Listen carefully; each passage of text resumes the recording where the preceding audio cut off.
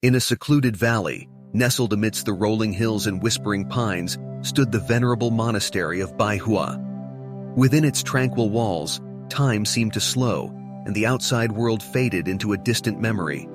The monks who resided there lived a simple and harmonious existence, their lives dedicated to the pursuit of inner peace and enlightenment.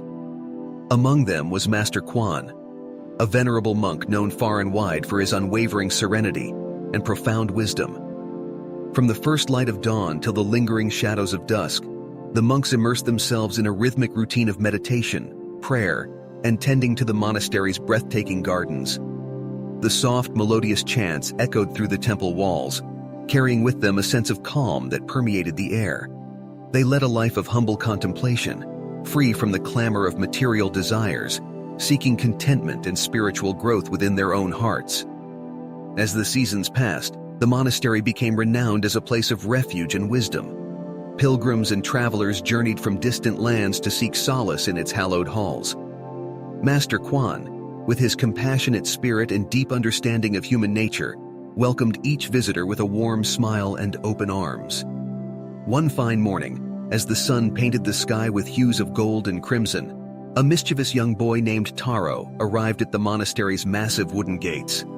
Taro's parents, at their wits' end with their son's playful and often disruptive nature, had heard tales of the wise Master Kuan and his ability to guide even the most troubled souls towards virtue and discipline. In the hopes that Taro would learn to channel his energies into a more purposeful path, they decided to entrust him to the monk's patient guidance. As Taro stepped into the peaceful haven of the monastery, he couldn't help but feel a sense of awe and trepidation.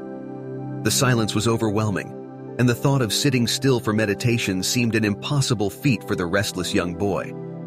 However, he understood the significance of this opportunity and resolved to give it a chance, unsure of what awaited him in this new world of tranquility and introspection. The initial days proved challenging for Taro as he struggled to adapt to the calm and disciplined atmosphere of the monastery.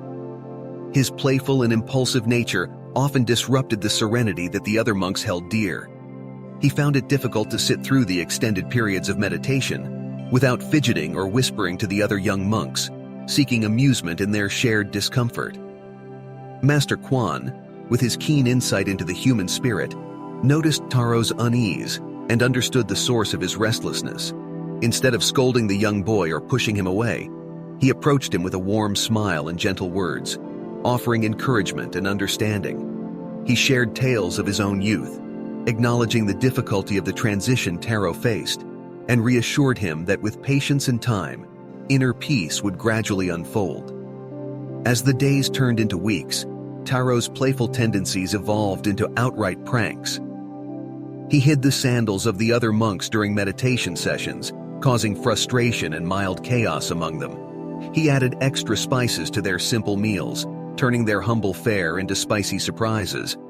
The once peaceful monastery now echoed with laughter and exasperated sighs. While the other monks were understanding of Taro's struggle to adapt, they found it increasingly challenging to tolerate the constant disruptions and wondered how Master Kuan intended to handle the young boy's mischievous behavior. Master Kuan knew that scolding Taro would not lead to any lasting change. Instead, he decided to have a heart-to-heart conversation with the young boy. In the privacy of his humble chamber, Master Kuan patiently listened to Taro's fears, dreams, and the longing for attention that fueled his pranks. Through their talks, Taro began to feel a deep sense of trust in the wise monk. He felt understood, and this newfound connection allowed him to open up further.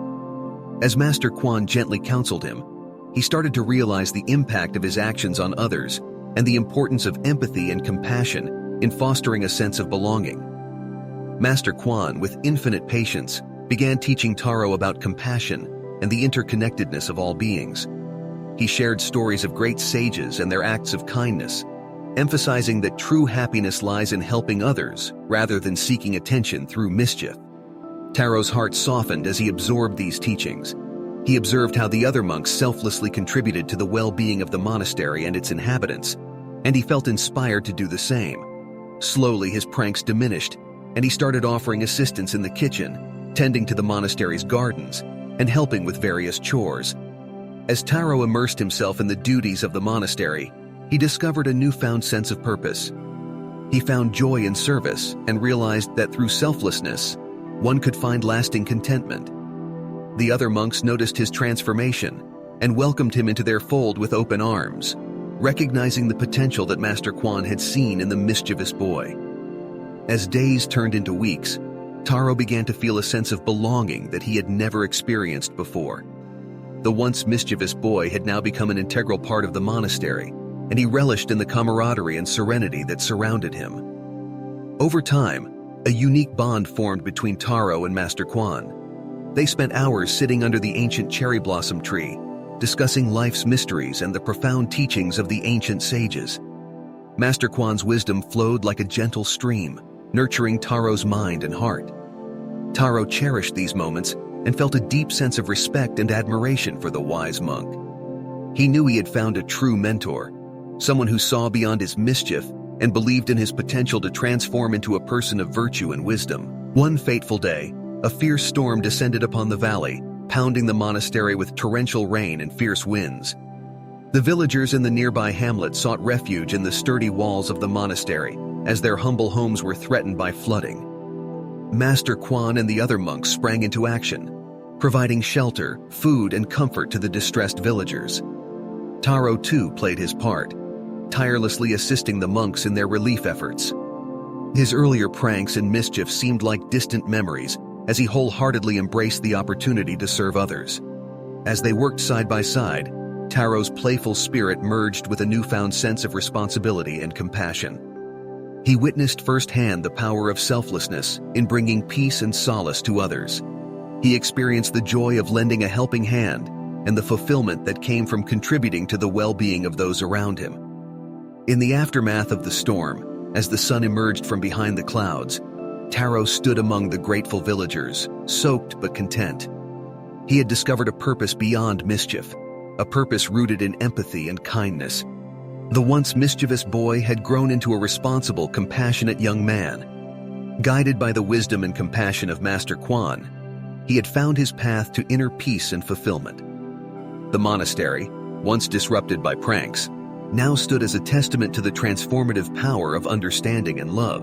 And so the tale of Taro and Master Kuan's bond became a legend, passed down through generations, inspiring countless souls to seek wisdom, embrace compassion, and find the path to their own inner peace.